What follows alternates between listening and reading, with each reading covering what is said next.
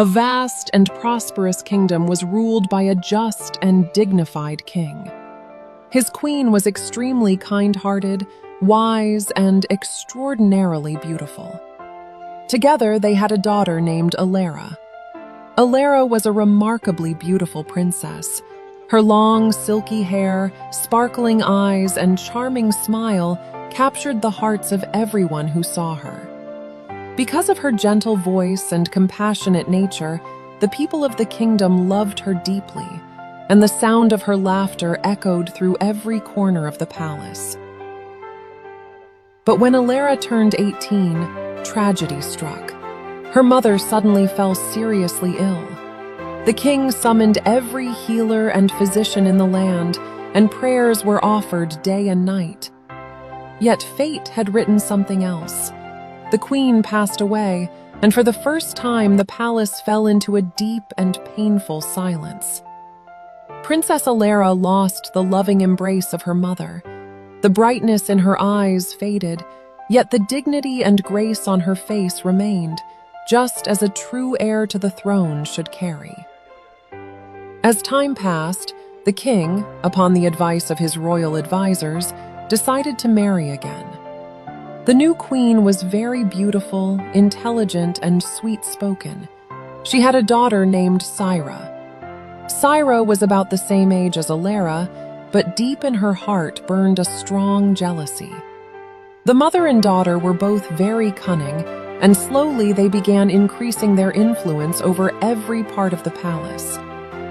No one knew that the new queen was not just an ordinary woman, she was also a powerful sorceress.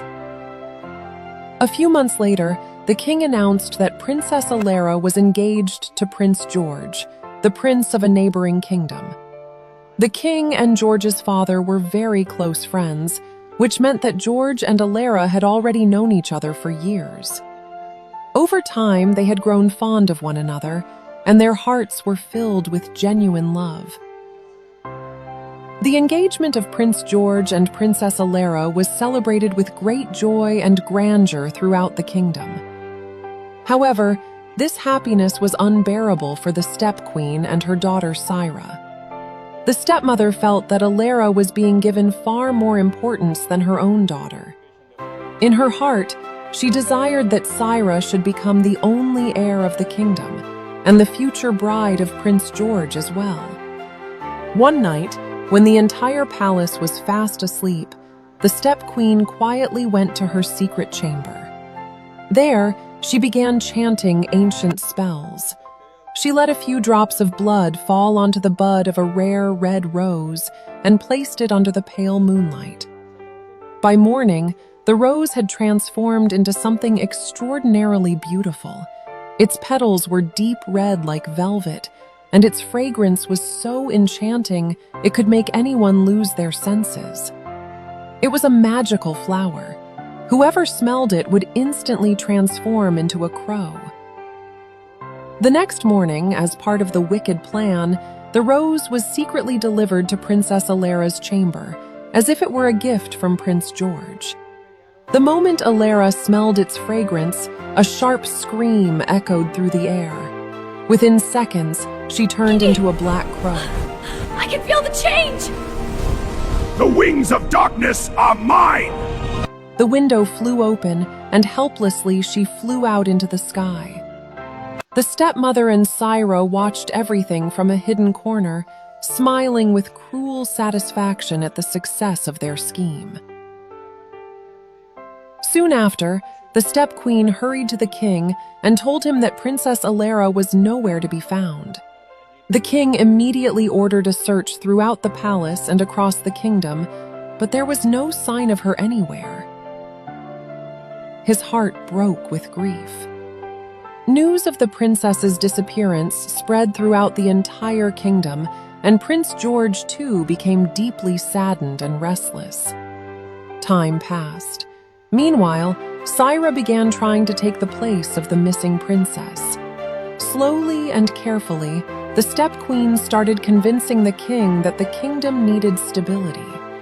The alliance with Prince George should not be broken, and after all, Syra was the same age as Alara. Perhaps this would be the best decision.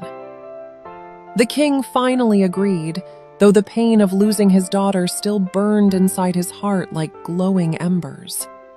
But Prince George was not ready to accept this false arrangement. He was certain that Alara had not simply disappeared. Something terrible must have happened to her. So he set out on a journey to find her himself. He traveled across open fields and deep forests, asking every traveler if they had seen the princess, but no one had any clue. At night, he would sit beneath the stars under a lonely tree, remembering Alara and making a silent promise to himself that he would never return until he found her. One day, deep in the forest, a crow suddenly flew down and sat in front of the prince. To his shock, it called out his name. Prince George stared in surprise. "How do you know my name?" "I am Princess Alara, your fiancée."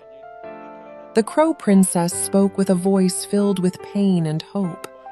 "George, this is all the work of my stepmother. She used magic to turn me into a crow. The spell is very powerful, but it has one weakness. The magic will break only if the black mirror in her secret chamber is destroyed. That mirror is the source of all her magical power. If it shatters, I will become human again, and her true identity will be revealed to everyone." George immediately asked, "Where is this chamber, and how can I reach it?" "It is on the highest floor of the palace. There is a hidden door that opens only with a special spell. The spell is, 'O secrets of darkness, let the ray of light open the way.' But be careful, the Step Queen and Syra are always watchful." Prince George gently lifted the crow and placed her on his shoulder. "I will bring you back, my heartbeat," he said softly. That very night, he began his journey back to the kingdom. Along the way, he faced violent storms and wild beasts, but George's determination never wavered. When he finally reached the palace, he made a surprising announcement. He was ready to marry Syra. Joy spread throughout the kingdom. The king's eyes filled with tears of relief. The Step Queen and Syra welcomed him with false smiles, though a trace of fear could be seen on their faces. George then said calmly, "I am ready for the wedding, but I have one final request. I wish to see the ancient chamber where the queen performs her prayers. I would like to join in her blessings for the happiness of my future marriage." The Step Queen's face suddenly turned pale. "That chamber is private, Prince. Only I am allowed to enter it."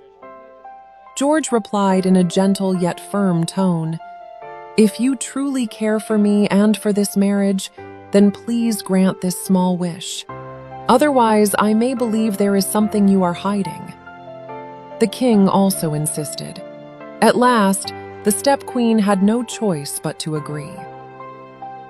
Late that night, in the deep silence of the palace, they all walked toward the hidden chamber. The stairs climbed upward through dark corridors until they reached a small door at the very top. The Step Queen slowly recited the spell, and the door creaked open. The chamber was drowned in darkness. In the center stood a large black mirror, glowing faintly as if thousands of trapped souls were swirling inside it. Prince George slowly drew his sword.